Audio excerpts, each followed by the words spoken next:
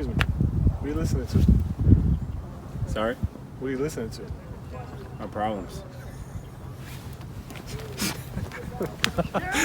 Welcome back to the channel. Today we're going to talk about the Honda Pilot, the 2004 model. So if you're looking for a reliable family SUV, this might be the car for you. And today we got James with us. Appreciate you being here. Sure thing, man. Thanks for having me. Yes, it's our pleasure. So, how long you had this for? I got this in 2013, so almost 8 years ago. 8 years, okay. And from your experience, what has been some things that you appreciate about this car? I've had it for almost 8 years, man. It was already at that point 9 years old. So yeah.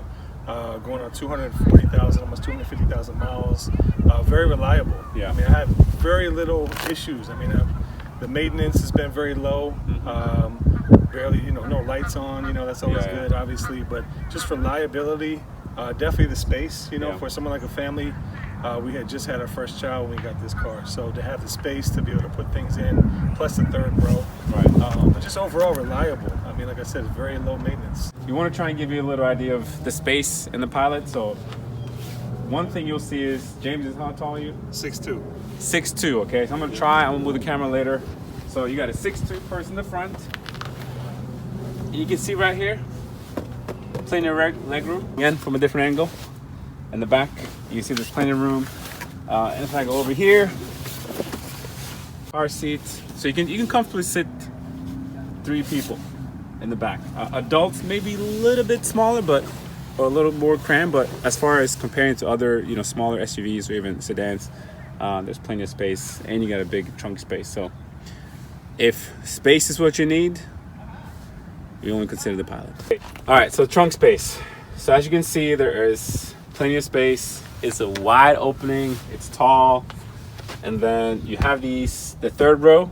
So of course the big thing with the third row is, compared to minivan, it's maybe not as much space. You can see with the third row, if you need it, if you got more than 3 kids, you can fit 3 in the back. And then of course you don't have as much trunk space, but still you can get your groceries. As far as like daily runs, it's plenty. So I think from utility perspective, it's practical underneath. So if you need extra things for smaller items, look at that as well. One of the things that people debate about when it comes to the third row is often that the third row is not as spacious. So again, if you need to use the third row for people sitting here, that's maybe one thing you want to consider. Whether you want to get a larger SUV, if this does fit. Again, I'm about 5'7", and it's doable. It's not a ton of space like you may have in an Odyssey. And of course, you can also put down the middle seats, so they go flat if you need to haul some stuff. That's also an option. All right, so we're in the front of the Pilot. Now, of course, this is a 2004 model, so don't expect the latest technology. I have CD player. Yeah, I got tape. Yeah, I use that to plug in the phone. There you go. Through the tape cassette. It's got the disc. One disc. But it has heated seats. Yeah. Both sides. Of course, it has air condition. Leather seats. Everything is leather, and the seats are comfortable. And plenty of headroom. So if you're tall, you got plenty of headroom. But you have no issues with the AC, heating. No, not at all. And of course, anything that's ages when it comes to the leather and material, things after a while can start cracking. There's plenty of room here. Put stuff here. If you were to say anything, does it have a downside? Anything you don't like about it? To be honest, I mean, no, I don't.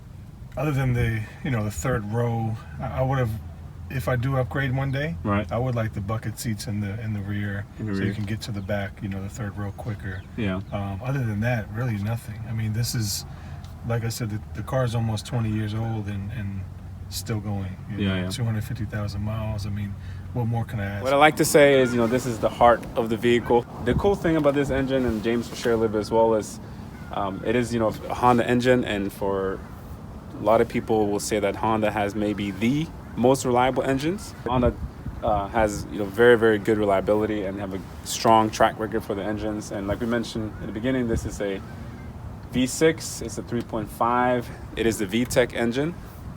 And you were saying as well that as far as issues with the engine, you haven't had no major issues with the engine. Not with the engine, no. Like I said, I do the oil change. You know, Right. Fully synthetic oil, every 5,000 miles to change it out. That's not as, I do a little more frequent than most. You can Right. probably go further than that. But Right. for me, that's been working, as well as the transmission fluid. That's the main things I've done. Yeah. And other than that, everything's running smooth. Yeah. If you want someone with a problem-free car, no hassles, somebody you can trust, no pun intended. You may want to consider the Pilot. I looked online. I think these run, as far as the price, you can probably get as cheap as $3,000, $4,000. 3,500 I've seen. Depending on the mileage. Yep. So we're driving the 2014 Honda Pilot. 2004. Well, I'll just pretend that it's 2014. 2004. First impression? Drives like any other car. And of course, this has 240,000 miles on it. I personally like having a bigger engine in these bigger cars. Gives you a little more power. How's it feel? But so far, so good. As an SUV, obviously you can tell it is an SUV. It is a heavy vehicle, but its seats are comfortable. They go way back. From an SUV perspective, some people that like driving cars don't really necessarily like SUVs. Would you call yourself a car enthusiast? Not really. No. So it's just yeah, but at the same time, there's certain things like I did when I first drove this car. I liked it. Right. It didn't feel like an SUV, in the sense of it wasn't too. It was maneuverable, Right. But yeah, my first impression, I liked it. Yeah. And still to this day. Yeah. And you had an Explorer for a little bit too, right? So you said for a few hours. But you were saying, we're talking off camera, you were saying that you like this instantly better. Most definitely. Than the Explorer. Most definitely, yeah. Yeah. The important thing, there's nothing, as far as like the alignment is good. Like everything just kind of works. Acceleration is good. Acceleration is good. And nothing mechanically has broken down, which is really impressive. And we talked a little off camera too, you have a kind of side gig, right? Your clothing line? I do. Basically a spin-off of my music. So Okay. Antidote Music is the artist that I go by. But, just merchandise. It's basically some merchandise that I have to just kind of use it as a way to put a message out. So very simple. It started with Listen to God. Other things before that, but recently Listen to God. Just with a simple logo like this, and now it's Trusting God, and just trying to put a message out with the clothing to kind of, like I said, go along with the music, and my music has messages in it as well, very similar. So just another way to put that out there. So if people like it, where can they find it? They can go online, and you can go to antidotemusic.com. Okay. Music spelled with a Q. Okay. Or you can go to antidote merch. Okay. .bigcartel.com. Okay. As well as Instagram. I got a lot of the different products I put out on there as well. Okay. We'll make sure to put that link. So appreciate it, man. If you want to drive a Pilot with this merchandise, you can do that too. That's it, man. Looking fly, driving a nice car. There you go.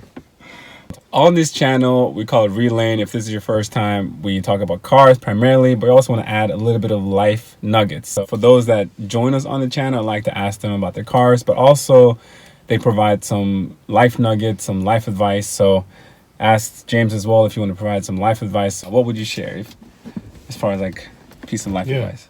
I would say, it kind of ties in car and life. Cars, the different used cars I've had taught me a lot about life, but I think just being prepared for what's to come, and I think being prepared by whether it's a car or just in life in general, just knowing that when things do come, how do you handle those situations? Right. And we don't know, like right now, the pandemic, we didn't know this was going to happen, but how do you prepare for things that are unknown? It's really just having a foundation, and whether that's family, whether that's faith. You got to have that foundation, and for me, it's definitely my faith in my family. Being a father and a husband. So those are the things that kind of root me. And then when things do come, with it's a car, and you don't know what to do or how to fix it, or you just wanted to keep going. Sometimes you got to get advice and get other people involved. So I think being rooted with other people as well can solve a lot of problems, whether it's life or cars. But yeah, I would say that's kind of the life advice I would give, is stay rooted with the people that are close to you. And ultimately, if you can get the faith as well, that's the most important to me. But those are the things that kind of help you get through whatever, if it's a difficult time, or whether if it's just something with your car or whatever it is. Yeah. Thank you. So hopefully this is helpful for you guys if you are considering buying a used SUV. Thanks for watching. Hope to see you next time. And you trust it. No pun intended. Yes, I trust it. Not as much as God, but yes.